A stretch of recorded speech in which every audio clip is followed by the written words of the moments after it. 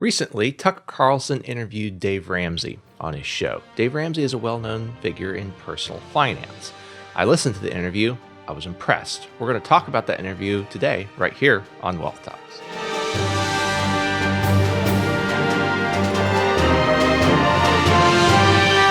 I noticed that Dave Ramsey is a little bit more personal in this interview with Tucker. Perhaps he didn't think that Tucker needed his financial advice. But anyway, he was a little bit more relaxed and came across more like a person to person. Dave has a large personality, and though we strongly disagree with him on several points, especially life insurance and money management, we think he is a good wake-up call for many people who are in the bondage of debt, spending more than they make, and not getting ahead financially. Dave Ramsey and Tucker Carlson, they start out talking about debt, especially credit card debt. This is what Dave Ramsey is known for, and he has some good things to say on the subject. He certainly does. He has done one of the largest surveys ever, which shows that 97% of credit card holders do not pay off their credit card debt on a month-to-month basis. Now, we've seen a lot of credit card debt in our practice, extreme credit card debt, but I did not realize it was that expansive. Another statistic he reported is that credit card companies spend more in marketing than all the sports teams put together. All the professional sports teams advertising. That was a shocker too. And you know, the sad thing is they target young people. And Tucker and Ramsey talked about this is how, you got to get your FICO score up. So you got to get a credit card. So you can go into debt so you can get your FICO score. And it becomes a round robin here where you just continue to add more and more debt. And a FICO score is important, but if you're managing money well, it's not as important as the credit card companies would like you to think. Yeah, it helps you get more personal debt. And if you're using that personal debt to build assets, that's one thing. But if you're using the personal debt just to buy more things and get more personal debt, it's a vicious circle. One of the things you just mentioned was how the credit card companies target young people. So they're sending them these free credit card offers, or sometimes credit cards just in the mail. And these young people aren't getting the guidelines about how to use credit cards. They're just told, hey, here's your limit. And oftentimes those credit cards come with offers to spend this much and you'll get this much more. So immediately they want them using those credit cards with no guidelines for paying them off or instructions for being a wise user of credit cards. And we know people who don't use credit cards wisely. It's not hard to find those people, to know who they are in your life. But there's also people who start out with the intention of using credit cards wisely, but they find it too addicting. And so they end up not paying off that balance from month to month, maybe carrying some over. And that's a problem that we see. Even people who go into it with the best of intentions, it can be hard to stick to that resolution. Maybe part of it is, as they talked about, you're handing a piece of plastic over and then you get the piece of plastic back and you don't see that monetary transaction that has taken place. Whereas if you're paying cash or doing something like that, you could see that transaction. Interesting point. I think that problem is because people don't sit down and look at where they're spending money on a month-to-month basis. If people would sit down, even if they're using a credit card wisely, and look at, okay, we spent this much on groceries, we spent this much on going out to eat, we spent this much on gasoline, we spent this much on paying our utilities with our credit card, and look at that and see that number at least on a monthly basis, they will kind of get an idea of where their money is going to. And I know we did that real extensively every Sunday when we got married, Michelle. We sat down and we didn't use credit cards, but we were just using a checkbook and paying cash for things. And we realized, we got to get on the same page here of where we're going. And we just realized that even although I have a credit card with this limit on it, we don't need to spend that just because it's our limit. Well, while Dave Ramsey was talking to Tucker Carlson, he also mentioned that he works with unsophisticated buyers. And part of what he's talking about there is Here's an easy example. Recently, Tom and I went to a secondhand store and we found a piece of furniture that was perfect to redo and put into our craft room. It was going to hold paper and pens and, all the things that you'd like to be visually out of sight. And I went over and I was thrilled with the price. It was $13. Actually, it was $12.99, but in my mind, it was $13.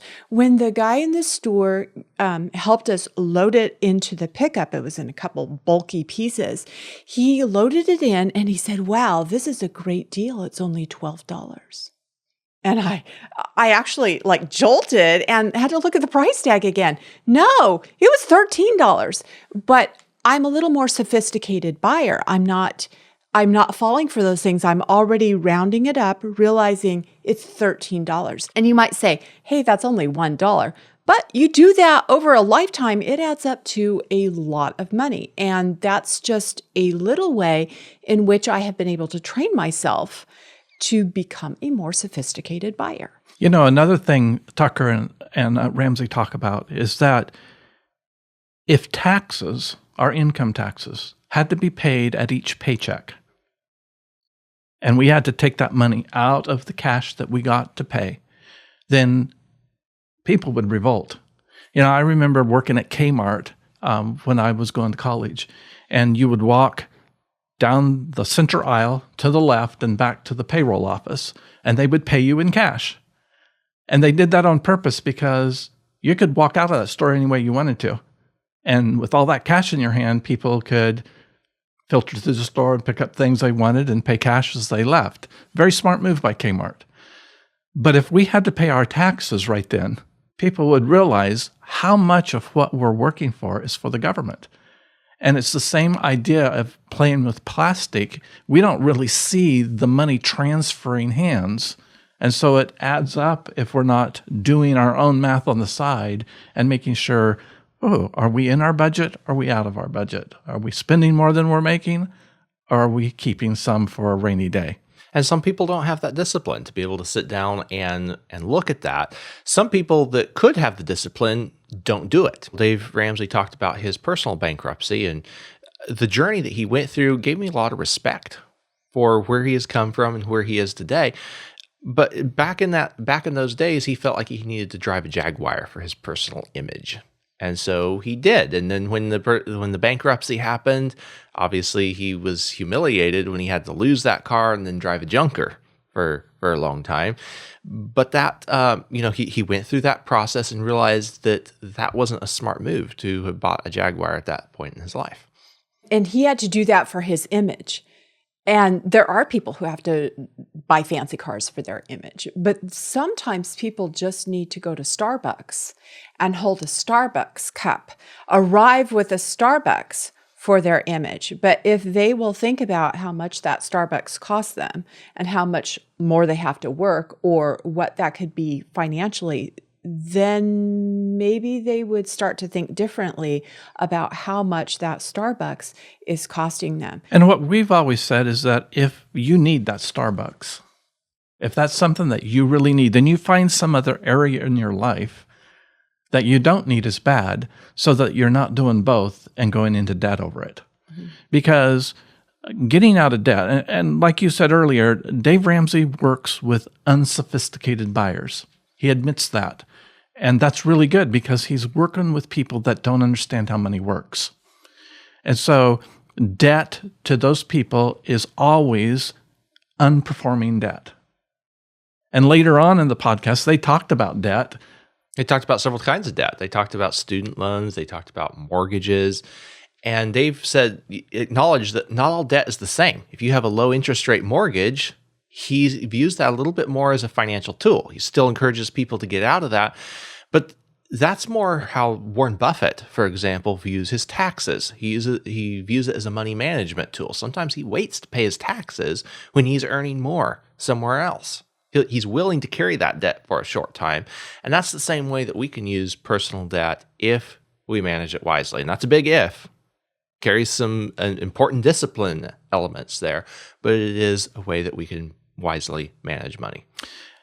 And to get to that point, sometimes people have to go through a rigid disciplinary action like Dave Ramsey sets out in his 7-step program to get to the point where they can manage debt in a way that's not going to cripple them and enslave them to the lender. I love something he said. Dave Ramsey said, if you will live like no one else lives, you can live like no one else lives. And so he was talking about your friends might be going to a concert. You stay home, play cards, because you can't afford all those expenditures at this time. So you have to find a way to live like no one else lives. At least that's what you're telling yourself, because you might be watching on social media. People are doing all these fantastic things. No, live like no one else lives so that you will be in a position to live like no one else lives later on when they are still crippled under all their financial debt. We see this happen a lot with young people who are thinking they need to travel the world. And they got to live that travel lifestyle. Or get an education and go into debt head over heels. And we see people that carry that debt all the way through their life and never get rid of it. Those things come with a cost. And you need to consider that cost, not only the price tag that's on it today, but also the long-term opportunity that's on it for the rest of your life. After the break, we're going to continue discussing this interview between Dave Ramsey and Tucker Carlson. What have your thoughts been so far? Have you watched the interview? We'll be right back after the break. Policy design is critical to having cash value early in your policy and having it grow quickly. Regular whole life insurance starts out with little to no cash value and a relatively high death benefit. But Nelson Nash, the founder of the infinite banking concept, said, your need for cash during your life is greater than your need for death benefit. That's true. So if you design the policy differently with a paid up additions rider, you can bring that cash value up sooner and cause it to grow better and reduce the death benefit a little bit. This is good because your need for cash during your life is greater than your need for death benefit. Over the years, the cash value and the death benefit are going to grow in a well-designed policy like this until your death benefit is actually higher than it would be in a regular whole life insurance towards the end of your life, which statistically is when you're most likely to need it. That is a win all the way around, and that's the way we write policies here at McPhee Insurance. If you want a well-designed policy that's designed to have cash value early and have its cash value grow quickly, there's 2 ways you can get it. You can get it from us here at McPhee Insurance. That's the way we write policies. Or if you have an insurance agent you know, like, and trust already, then you can use our resources that we publish on McPheeInsurance.com and on YouTube, McPhee Insurance, to learn how to read a whole life insurance illustration, how a good policy should be designed, and you can use that information along with the agent you know, like, and trust to write a policy that will work for you. And once it is all set up and ready to go and you're ready to purchase the policy, if you want to double check it, you can use our insurance review service and we'll let you know if it's a good policy or not. It's well worth the $75 to have that peace of mind. If you want good life insurance or you want your life insurance reviewed, you can contact us by phone at 702-660-7000 or by email. Our email is team@mcpheeinsurance.com.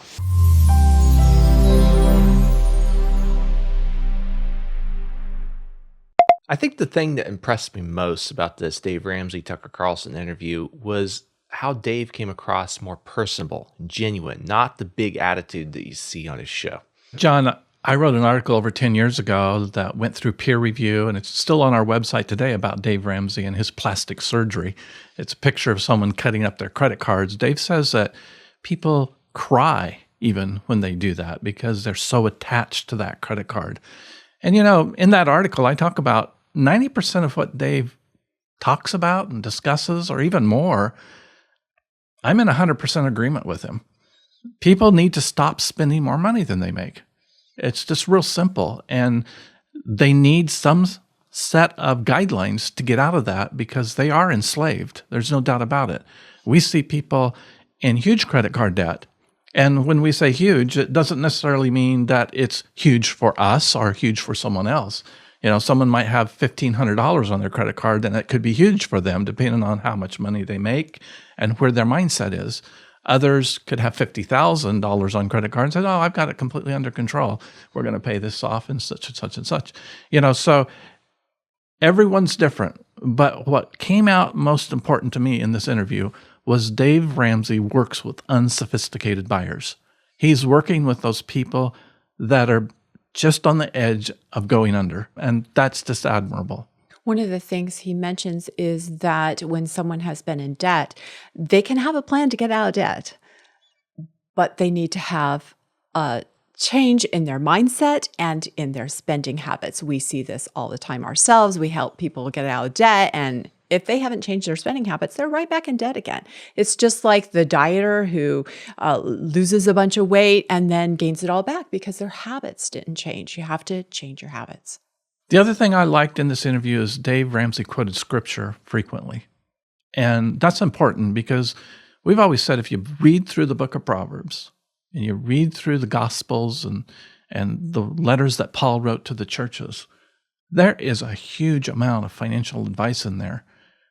Don't lay up your treasures where moth and rust can corrupt and thieves break in and steal. And blessed is the man who leaves an inheritance to his children's children. And the borrower becomes slave to the lender. There's all kinds of things in there that Dave Ramsey quotes, and we agree with those. We also got a glimpse into his personal business practices when he started talking about how he treats his employees, and he even got a little emotional about it, but he looks after them because they are part of the people that he serves. And so that was really nice to see that tenderness. Something that was really neat to see come out too was how when they discussed the corruption of the banking system and how you have to use it at times, but you want to minimize your use of it. That's a common principle that they share with a lot of proponents of the infinite banking concept and using life insurance as a financial tool. A lot of the reason people are using life insurance as a financial tool is because we don't want to empower the banks to do more than they already are to us. We'll use the banks as we need to, in a wise manner, but we're not going to give them unnecessary business. I think that's how many of us feel about our government too. Our government is there for a function, but we don't want them taking over our lives. And so Tucker, he proposed to Dave Ramsey, well, what about if we all get together and we don't pay our mortgages? We just stop it. We stop paying our mortgages. We stop paying our credit card debts. Maybe do it for a month or two. What would happen? Would it be a wake-up call for the banking system? And Dave Ramsey, he kind of sat back and got a little uncomfortable. And he finally, was able to express, well, that would have some unintended consequences. Tucker kind of backed off and said, well, it's just an idea I had. And he was very humble about having this idea. But Dave Ramsey also said, people made these debts. Yeah. They need to pay them off. And although we don't like the system and the system needs modification,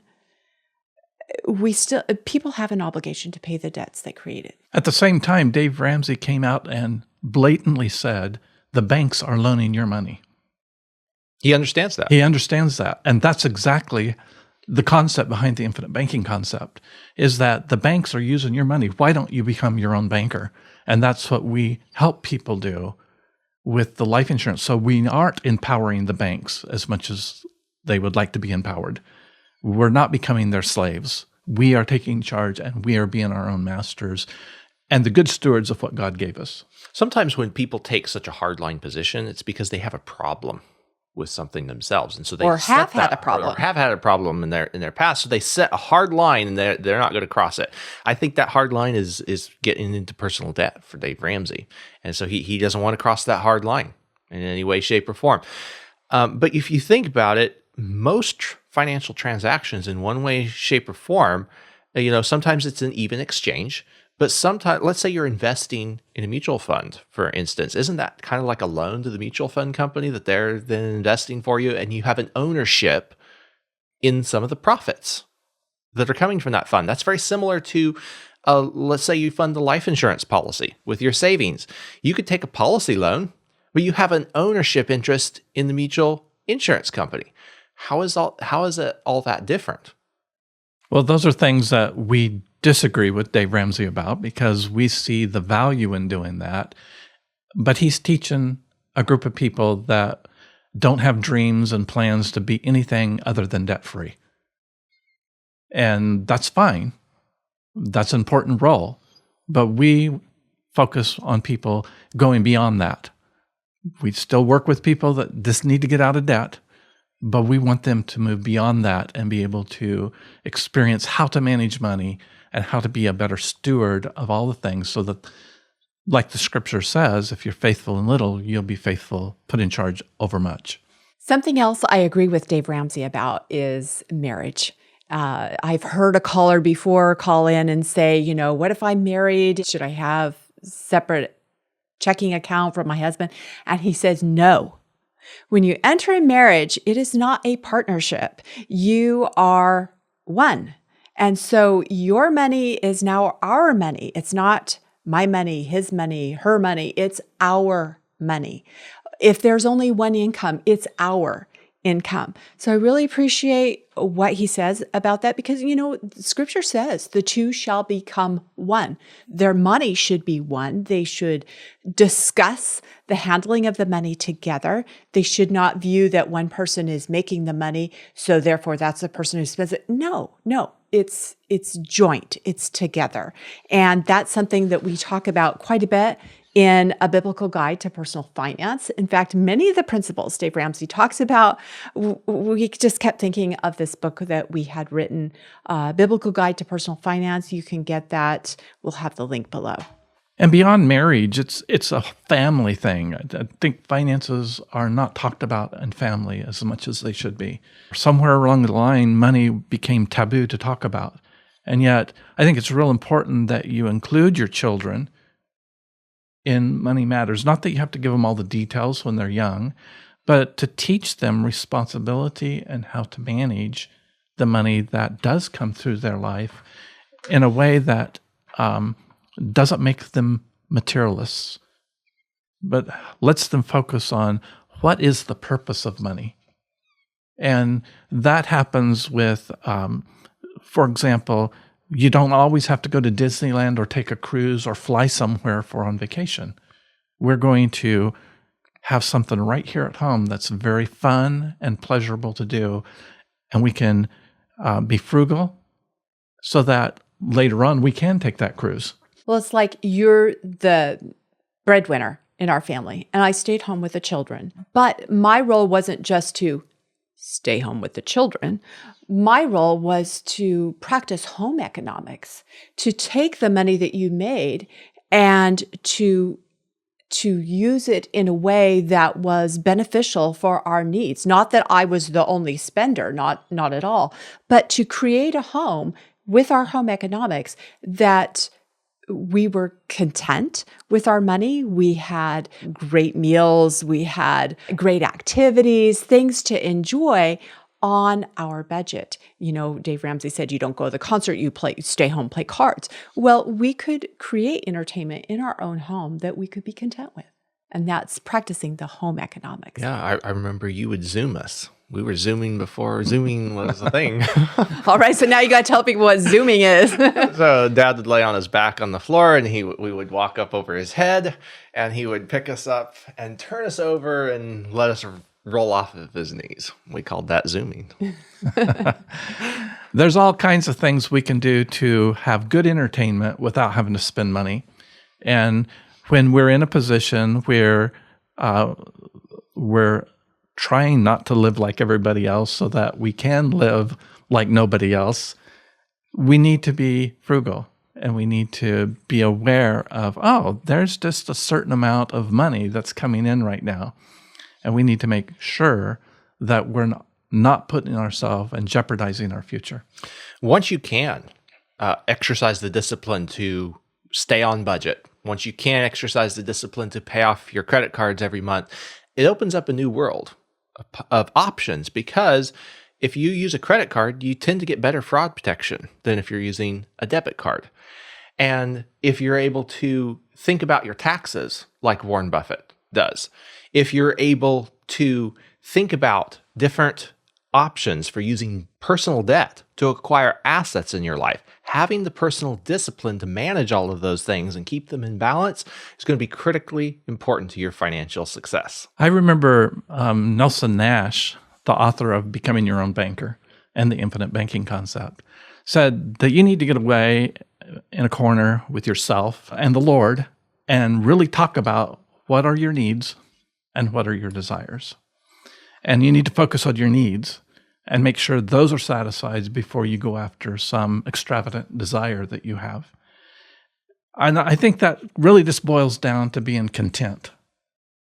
And contentment is something that the American society hasn't really encouraged.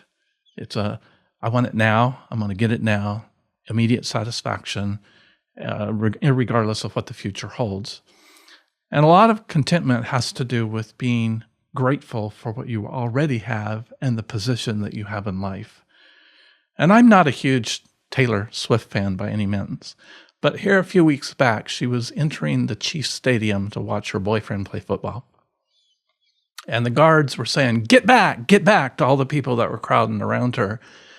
And Taylor Swift stopped and said, get back, please, because she realized those were her fans. That's her livelihood, and she was grateful for them. And maybe that has to do with some of her success, because she is grateful for the people that have made her in the position she's in. Well, that was a great interview to listen to. Tucker Carlson asked some great questions, and I feel like we got to see a personable side of Dave Ramsey that we hadn't seen before. I don't think Dave will ever understand the power of whole life insurance or using the infinite banking concept, but he does help some people to get out of debt and get control of their financial situation.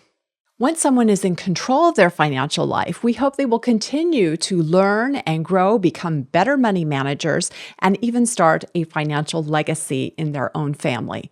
We have helped many people, including some who have started with Dave Ramsey, get control of their financial life. Thanks for joining us today on the podcast. Next week, we're going to be talking about how to make better financial goals. We want 2025 to be the year you keep even more of what you make.